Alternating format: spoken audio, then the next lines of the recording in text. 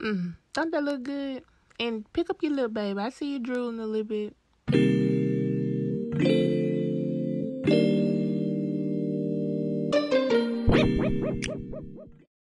Hey y'all, welcome back to Eating and Cooking with Tara. Today we're going to do fried barbecue sandwiches.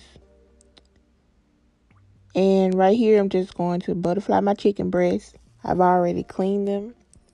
I bought them skinless and boneless, so I didn't have to worry about doing that. And I'm going to trim them up a little bit to get some of those bigger pieces off the back, so when I get ready to pound it out or tenderize it, it won't be in the way.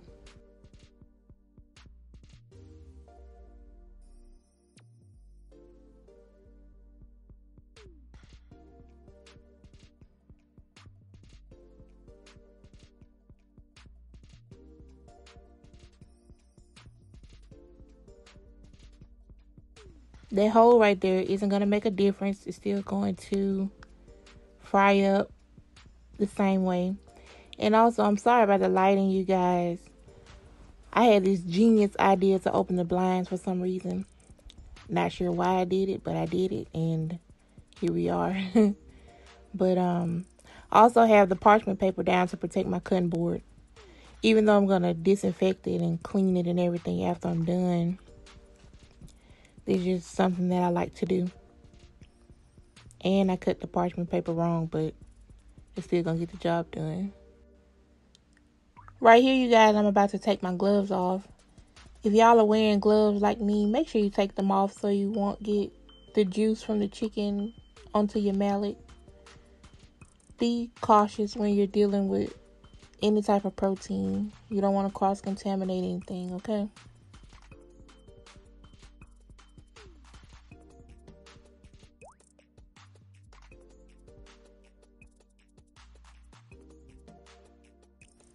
Alright, so I'm going to put on a fresh new pair of gloves because I'm about to start back working with the chicken. And I'm about to season it. Now, I've named my seasonings what I always use on my chicken in another video. I'll link that below so you guys can see what seasonings I'm going to use. But I'm about to season both sides heavily. Girl. Heavily season both sides. Okay? I'm sorry. It's late. I'm editing late. But chicken breast is quite forgiving with seasoning. I mean, you don't want to over season, like way too much. But you could put a nice little amount on there before it becomes too salty. So we're just going to get these seasoned up. And I'm also going to use the same seasonings. Not the same seasoning in my little ramekin right there, but the same seasonings in my flour. So, be right back. Alright, so off camera, I put a little mustard on my chicken breast so it can adhere to the flour a bit more. It also helped with the crunchiness. I also added cornstarch to my flour. And if you want to get a nice crust, make sure you pack the flour down in there. I mean, not to the point where it's just, it looks too cakey, but you'll see what I'm saying.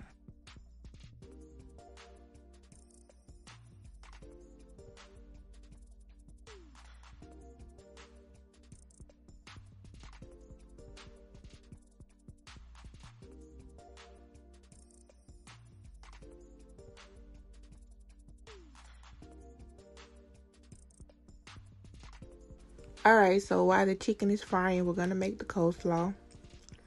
I'm going to put the recipe for the dressing on the screen. You guys can pause and screenshot it or write it down.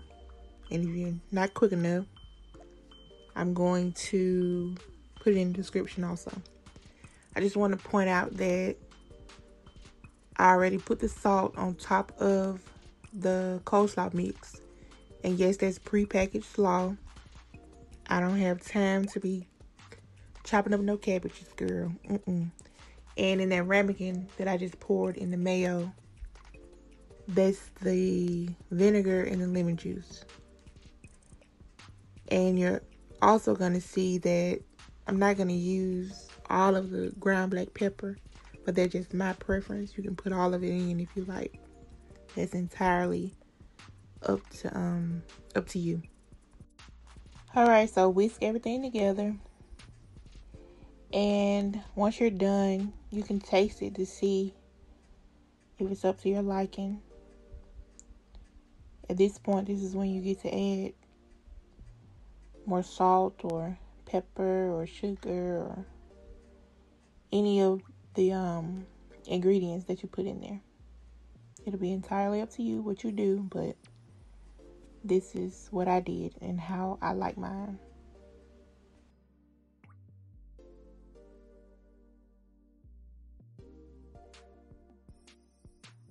Alright, so now you're going to mix everything together.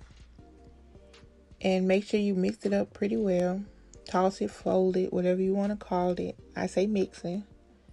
And once you're done, cover it and sit it in the fridge. And let it sit for a little bit until you're ready to build your sandwich.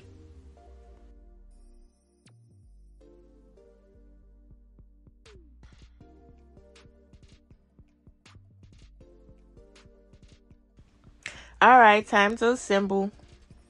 Now with the sauce, it's not homemade. It's bottled. It's good either way, whether you made it or not. Do what you want to do. And you don't have to flip it on both sides like I'm doing. You could just do one side and put as much sauce on there as you like. Not sure why I didn't get a spoon right here, but coronavirus. Excuse me, child. Woo. I don't know what got caught that time, but anyway.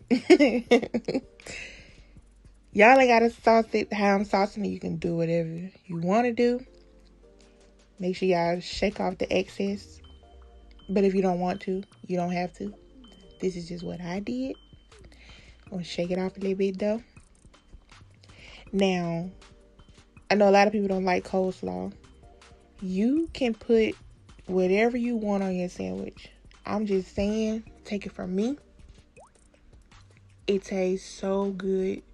I honestly think this is the best thing I've made so far. And I would do it over and over again. But I don't want to because I don't want to get tired of it. But it was good. Unless I was just really hungry. I did that. Okay? And my mom loved it. And my best friend loved it. And, yeah. We ate good today. So. Oh, also that's potato bread. It works really, really well with sauces or, you know, any type of liquid. You just get you a handful of chips. Put it on your plate. And that's it. I'm about to show you guys the finished product. Alright, so there you have it. Our fried barbecue chicken sandwich with slaw. Homemade slaw. Okay, make sure you throw that in there when you talk about it. It's homemade, okay? And I see you drooling over there, girl. Pick that bottom lip up. That ain't cute. If you go ahead and make this sandwich yourself, then you won't be drooling like that, okay? And thank you guys for being here and liking and subscribing. I really, really appreciate it. Make sure you tell your people about me now. You know, your aunties, your grandmas, your uncles, everybody. Just let them know. They can come on over and give them some recipes too. And I'll talk to y'all later. Bye.